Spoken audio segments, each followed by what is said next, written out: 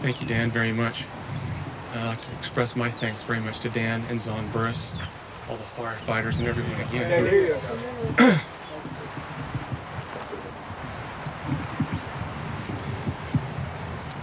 I'd like to express my thanks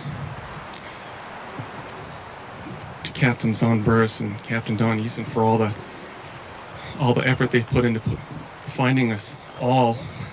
It was not an easy task, with the help of Jan Roberts and some others. Some others.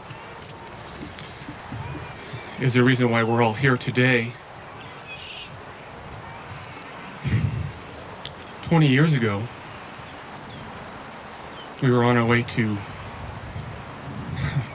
Orinda High School for a weekend singing exchange. It didn't quite turn out that way. And there's a lot of things I've regretted over that time, and I know those of us here who are all connected with the accident all feel that way. And yet over the 20 years, there are things that I've gained also, been able to find for myself in the healing, in the connection of people, connecting with them who felt involved. And also for something that I experienced very deeply during the accident itself. And over the years, I've worked to bring that a little bit farther forward in myself, because it has something to do with that part of us that we don't bring out very often to look at. It has to do a little bit more with that which we feel tends to be far away a lot of the time. And yet on that morning, inside the bus, as I was lying there before I got out, there was something there. We were not left alone. And with the help of some remembered dreams, some spiritual inspiration I know from Source, from God in heaven, I wrote a poem about 5 years ago for the 15th anniversary of the bus crash called The Borealis. And I never got around to getting it printed anywhere, although I tried a few places. So I thought today might be a fitting day for that.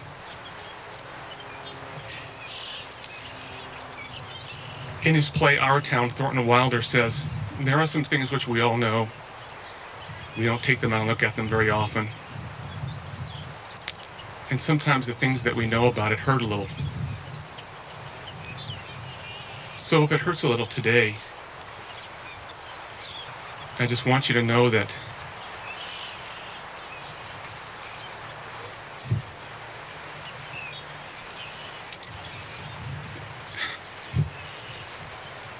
the hurting